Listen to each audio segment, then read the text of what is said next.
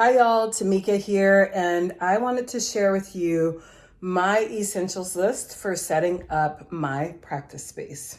Let's do it.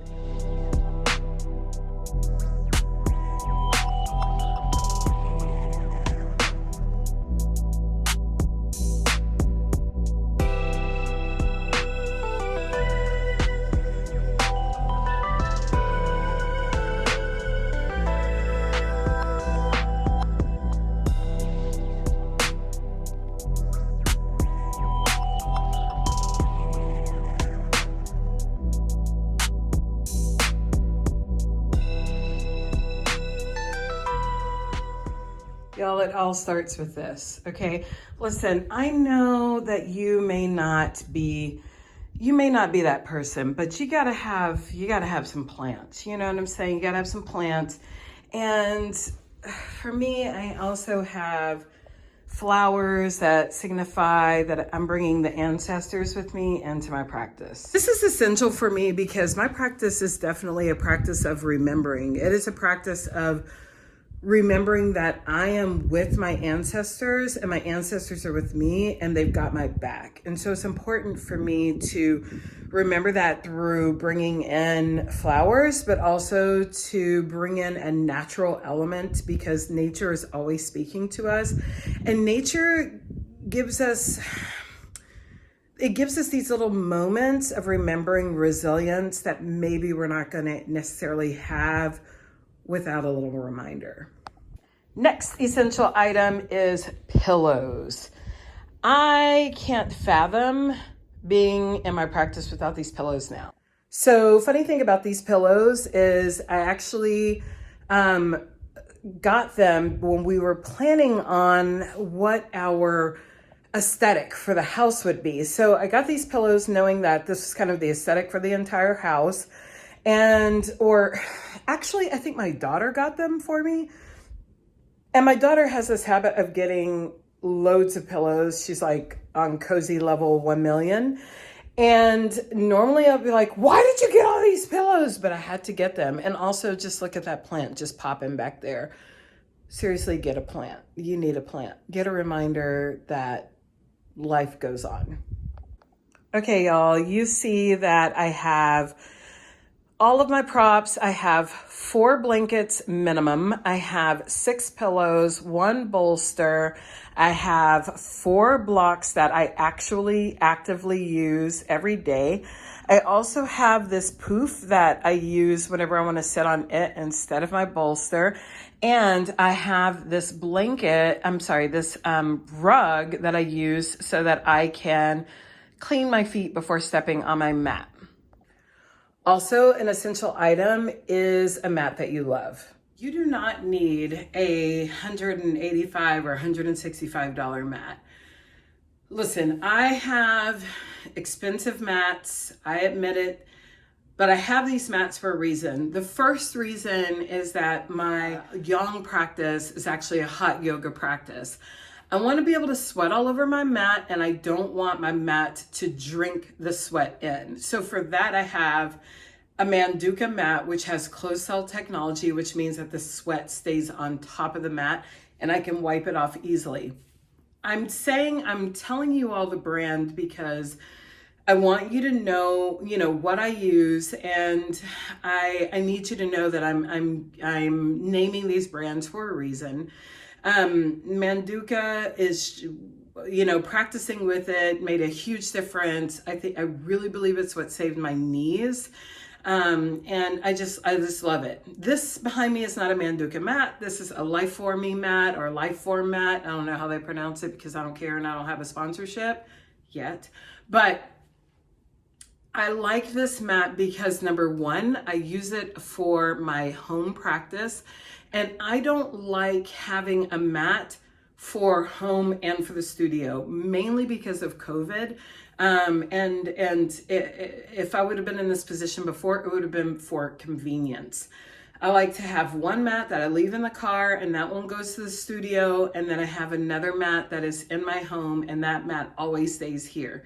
I also have another Manduka that I've had that was like my first Manduka mat, And that one is the one that goes outside with me. So when I'm practicing outside, I use that one. And the one time I brought one of my regular practice mats outside, it got stained. And so I'm just like, you know what? Never again. So I do have that. I don't believe in travel mats because travel mats are always thin. And what is the point if it's thin? You might as well practice on the floor. So I don't use a travel mat. I would rather just practice, wherever I am. The point is that what I'm doing is I'm setting up my space in a way that matters to me. Everything has a reason. Everything is set up in this way because it makes sense for me. So for me, it makes sense to have my blankets right there. It makes sense for me to have plants. It makes sense for me to have this tapestry on the wall that reminds me of one of my favorite places. It makes sense for me to have this tree of life symbol in the back because number one, my love, my heart gave it to me. And number two, because the tree of life is something that is important for me. It has meaning for me. I have necklaces with the tree of life. It just has always been a symbol that I've loved. So put things in that you care about. I have these other items that were either gifted to me or I found that I really loved. So for example, that candle, I saw it and for some reason it reminded me of my mother. I really, really love this vessel. My wife makes vessels and so, and she would never make a vessel like this, but I really loved it. I have my incense and then again, some other items that were gifted to me. This was gifted to me from one of my dear friends, Letty, and literally in the same season, this was gifted to me from my mother-in-law. I mean, some things really just kind of resonate. And then I have my desert rose, which I've placed in the window, and it reminds me, it's close to the window right now because there's a full moon, and this desert rose just reminds me of my last training group who we call the Desert Roses, and each person involved in that group has a desert rose. And then of course I have my smorgasbord of incense and things like that, and this amazing incense burner, this little chimenea that was the very first one that my wife made. She makes these really, really nice ones that are beautiful. And this one was this rustic one and I just loved it. And the smoke comes out of the top. And then just a few more things that remind me of all of the influences of yoga and things that give me joy. So again, just things that, resonate with you. Now, I do want to make one comment about having like deities in your space. So you just saw that I have a few deities in my space. For me, this is really important because I believe that all of religion is informing all of the higher consciousness movements and ways of being. I don't believe that one is superior to another. I believe that religion is a language, and I have my primary language, but I also am a polyglot. So all of those religions are informing, my thoughts. I have a deep respect for them. And that's why I have, a couple of image representations from each of those expressions. So for example, I'm not Catholic, but I do have prayer beads in my office, in my grounding space, because my family, part of my family is Catholic because we're from Louisiana, but then on the other side, the other part's not. So there's, there are just things that I think are always informing me, and I want to have them near because I don't think that anything is like owned by any particular culture. And at the same time, I don't want to appropriate or dishonor the cultures, particularly when they have been colonized, and I'm not trying to participate in that. Finally, I have books that inspire me. Currently, I'm being inspired by Pause Rest Be by Octavia Rahim. I am always inspired by Thich Nhat Hanh. So I have a couple of his books in here. I have those in here in the case that I just want to use someone else's words for inspiration. I want to get a little inspiration for me. And so I acknowledge these great masters and these master teachers, and I want to lean on them. I don't want to have to think all the time. I want to be able to lean on these teachers because that's their purpose. Okay, but one quick teacher hack for any of you who are currently teaching, and that is in this looks like a candle. It's literally not what used to be. This is literally, these are cough drops, because at some point you'll be teaching and have to cough. And what are you gonna do? What are you gonna do? So I have this in here. Listen, trust me on this one, okay? Just have some cough drops around.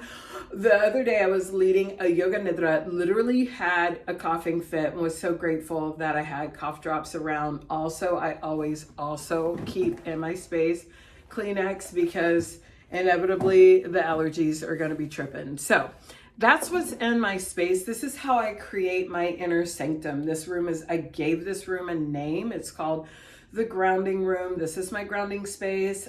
People do not come into it with, well, no, we don't wear shoes in our house at all, but there are no shoes. There are no dogs in this space. My grandbaby has begun to come into the space, but that's because she has no boundaries, because she's a toddler.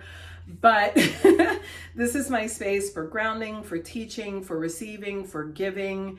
And it is a space that I deeply love. I encourage you to have that, have candles around so that you can always light your candles. You can practice in a candlelit space.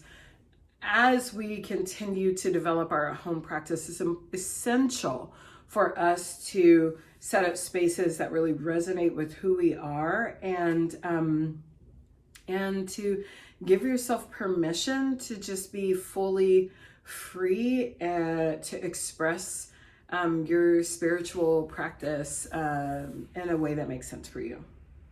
All right, guys, that's it for me. I look forward to hearing about your practice spaces. What do they look like? If you've made a video talking about them, definitely tag me in them. Share them with me, or just describe them in the comments. We'll be coming with you more about some other hacks on what you can do to set up your spaces, special spaces in your home. Bye-bye now.